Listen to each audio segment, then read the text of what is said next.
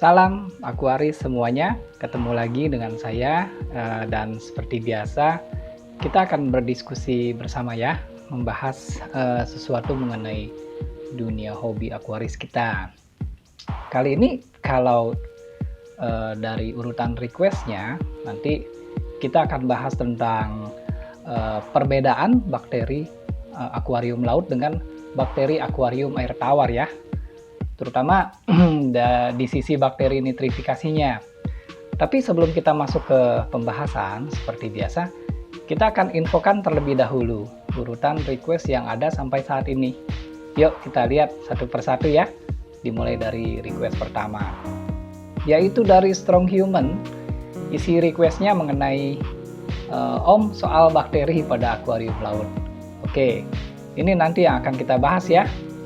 Lalu request kedua dari Andika Priyan mengenai parameter air life bearer, khususnya Gapi.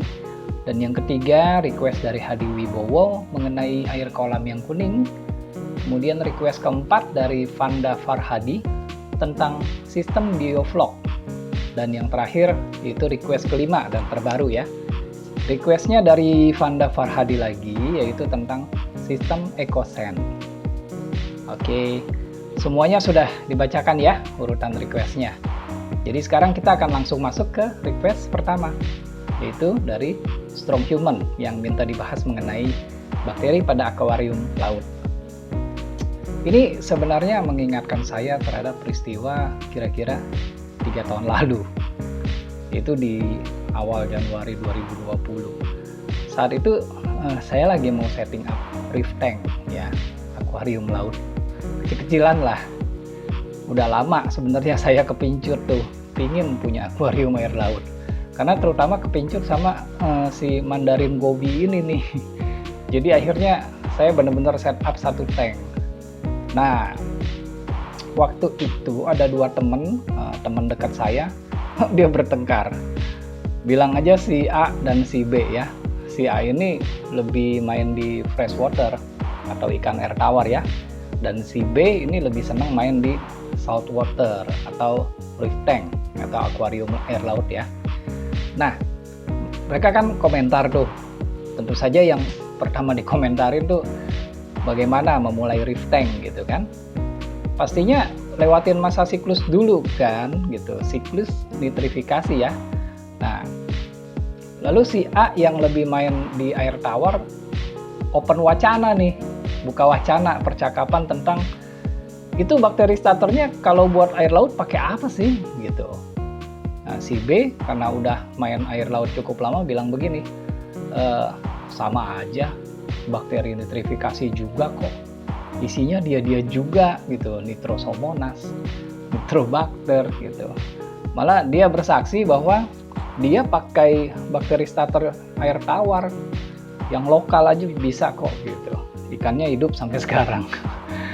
Nah, ini waktu saya tengahi bahwa sebenarnya bakteri nitrifikasi pada air laut dan bakteri nitrifikasi pada air tawar itu berbeda gitu. Ini wacananya langsung jadi seru. Dari cuma komentar sampai argumentasi panjang gitu. Nah, pendek kata, pembahasan kita akan kita mulai dari sini ya, bahwa bakteri pada air laut dengan bakteri pada air tawar itu sebenarnya berbeda. Ini ruang lingkupnya kita perkecil dulu ya. Yang kita bahas cukup bakteri starternya ya, yaitu ya yang bakteri nitrifikasinya aja dulu. Nanti belakangan kalau mau nyambung ke bakteri lainnya seperti probiotik ya silakan aja. Pokoknya kita samakan dulu persepsi pembahasan kita dulu ya, bahwa yang mau kita diskusikan ini adalah bakteri nitrifikasi pada air laut dan pada air tawar. Nah, tadi kan statement saya adalah berbeda. Ya oke sih, namanya sama-sama bakteri nitrifikasi.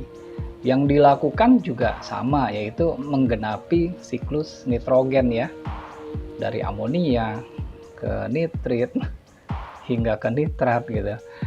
Tapi nanti saat saya jelaskan akan lihat sendiri deh, perjalanannya beda kok gitu.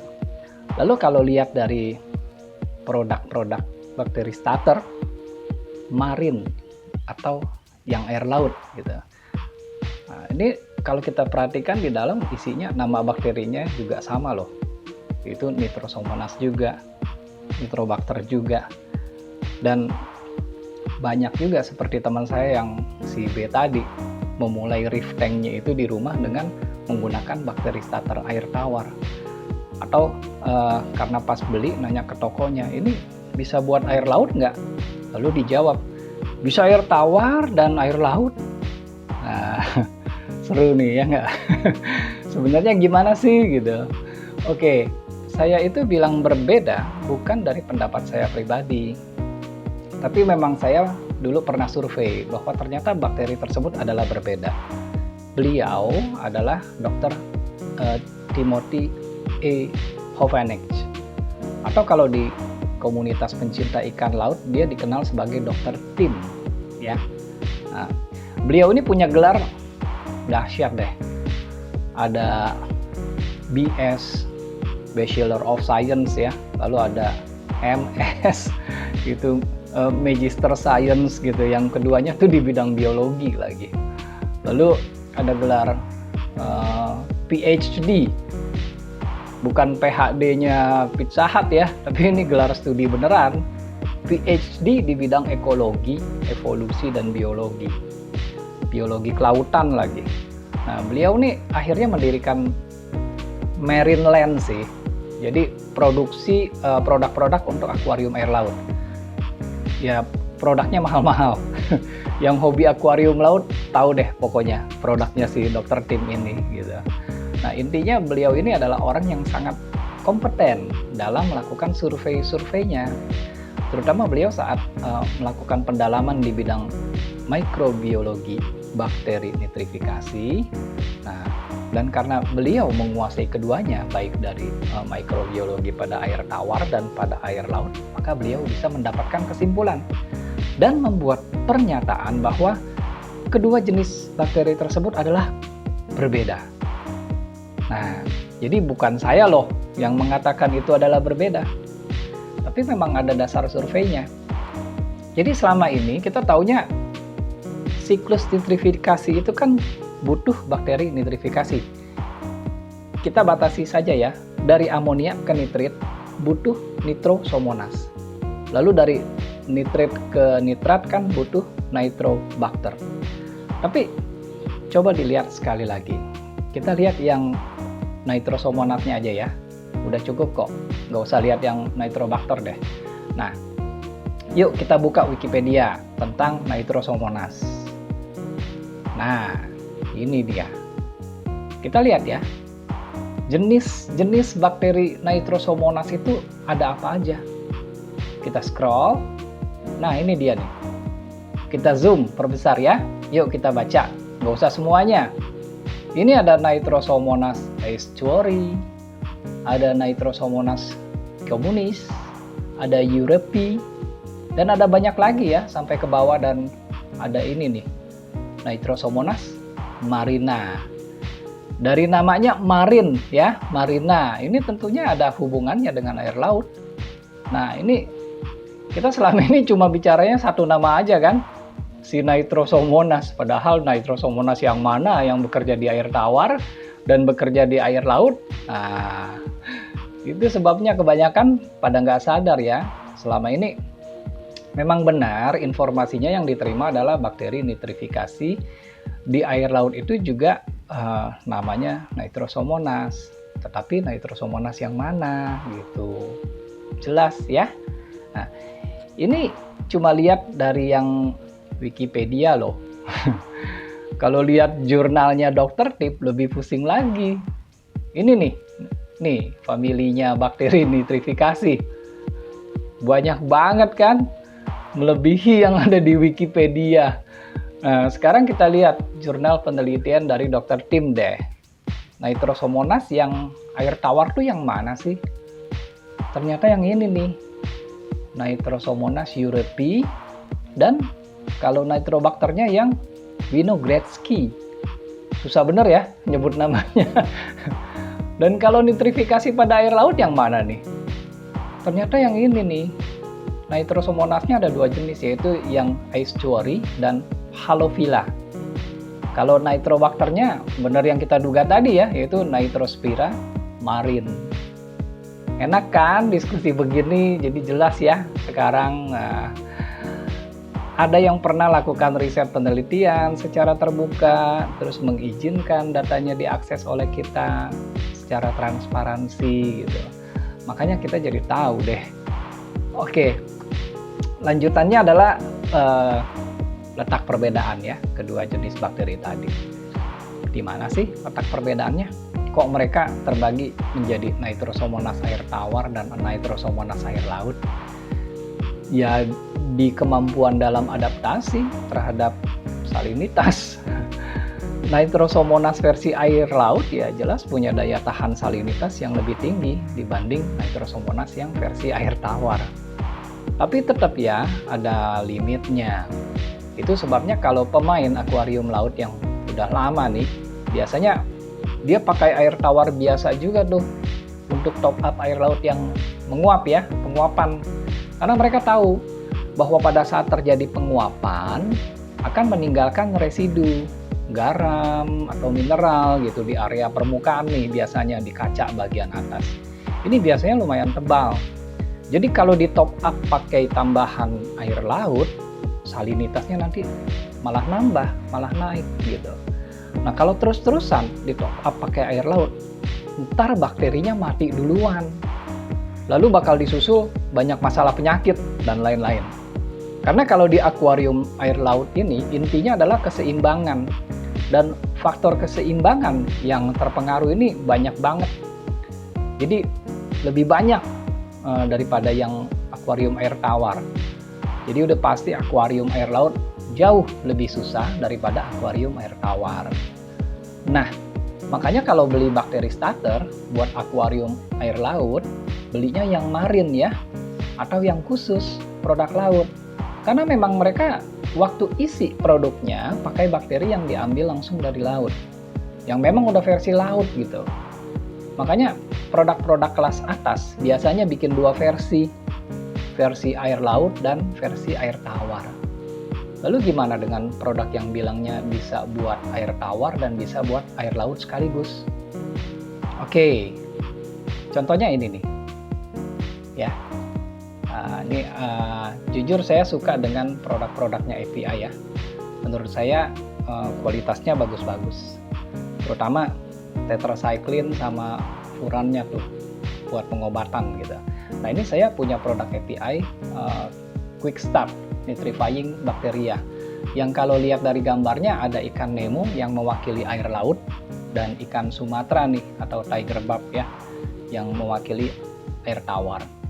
Ini API memang bisa buat keduanya. Jadi waktu bikinnya mereka memang mengisinya dengan kedua jenis bakteri tadi. Ya bakteri air tawar dan bakteri air lautnya. Lalu bagaimana dengan salinitasnya? Jadi salinitasnya memang dinaikin sedikit dari salinitas air tawar dan diturunkan sedikit dari salinitas air laut. Jadi di tengah-tengah ya. Kan semua makhluk hidup memang punya kemampuan beradaptasi. Dan untuk startup atau di awal memulai reef tank dengan penggunaan bakteri starter pada akuarium laut, itu memang menurut dokter Tim, yang bagus itu salinitasnya agak diturunin sedikit loh, biar si bakterinya lebih mudah berkembang biak.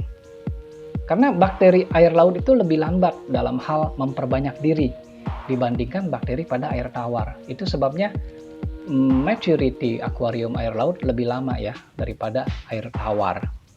Jadi bakteri air laut itu waktu dia menghadapi salinitas, cangkangnya itu agak mengerup gitu. Jadi kalau salinitasnya diturunin, dia nggak terlalu tegang. Jadi lebih gampang untuk bisa membelah diri, berkembang biak. Nah, jadi rugi dong kalau beli bakteri starter yang bisa dua alam ini. Isinya sebagian kan buat air laut ya, sebagian lagi buat air tawar. Ya iya. Makanya biasanya produk-produk kelas atas ini menyediakan produk marinnya gitu khusus. Beli yang versi marin aja gitu. Lalu kalau bukan produk kelas atas, yang bilang bisa buat dua alam juga gimana? Gua nggak tahu deh. Apakah mereka memang punya teknologi yang bisa begitu atau enggak gitu? Ya kita harus cari tahu dari websitenya mereka. Mereka harus bisa prepare datanya secara transparan gitu. Ya minimal ada nama perusahaannya lah, apa gitu, biar kita bisa cari datanya, data sheetnya gitu. Nah, kalau produk-produk atas kan pastinya transparan ya, mereka berani tuh memberikan data mengenai informasi produknya. Jadi key pointnya di situ ya, informasi produk mereka tuh valid nggak gitu. Jangan dapat informasi produknya dari toko atau toko online gitu. Toko online kan nggak tahu apa-apa, fokusnya cuman yang penting laku kejual, isinya apa juga nggak tahu. Nah, ada 2 tips lagi nih yang nggak kalah penting. 2 tips ini juga dari dokter Tim ya. Yang pertama, itu biasanya orang suka minta air laut dari akuarium orang lain yang udah stabil, biar akuarium lautnya dia yang baru mulai gitu bisa cepat terisi bakteri nitrifikasinya. Nah, menurut dokter Tim ini percuma.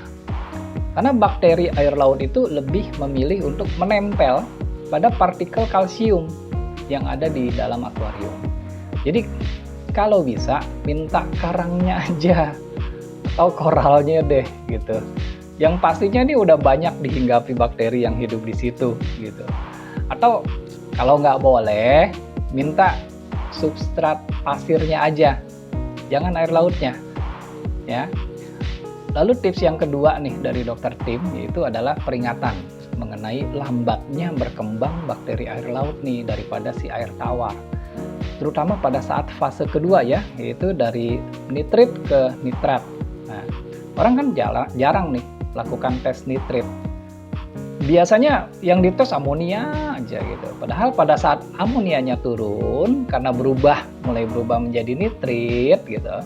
Nah, fase paling lamban adalah fase 2 ini, yaitu Nitrobacter versi laut. Ini lambat sekali nih memproses dari nitrit ke nitratnya. Maka hasilnya ikan akan sering mati terus. Padahal kalau hitungan di akuarium air tawarnya, waktunya harusnya udah cukup lama nih dan udah mencapai siklus akhir gitu. Ternyata nggak begitu ya. Bakteri air laut itu lebih lambat daripada bakteri air tawar. Gitu ya, kira-kira perbedaannya antara bakteri yang ada di air laut dengan bakteri yang pada akuarium air tawar. Nah, oke ya, saya rasa cukup ya diskusi kita sampai di sini. Moga-moga udah nggak penasaran lagi tentang bakteri air laut dan bakteri air tawarnya. Udah jelas ya sekarang ya. Semoga ini cukup menjelaskan buat Strong Human yang mengangkat tema ini untuk dibahas. Oke, saya rasa cukup pembahasan mengenai bakteri pada air laut ini. Moga-moga informasi ini cukup bermanfaat dan dapat menambah wawasan kita mengenai dunia akuaris di hobi kita ini ya. Saya sudahi dulu pertemuan kita, akan kita lanjutkan di kesempatan yang akan datang. Dan terima kasih sudah menonton. Salam akuaris.